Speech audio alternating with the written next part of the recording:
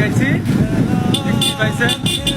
খালো আমাকে এমন একটা কথা বলি যাচ্ছি, তো বলতে বললে তুই বাপ্পাটাই মরবো, ঠিক আছে, আর বাইকটা তুই বাপ্পাটাই বাঁচবো, সে কথা বলতে আমার খালো, ঠিক আছে।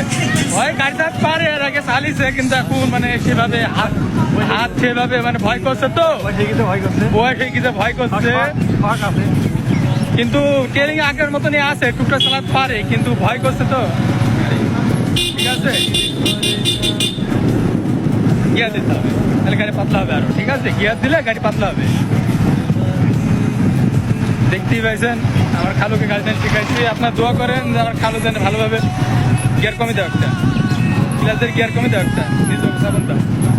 হ্যাঁ, দেখতেই পাইছেন,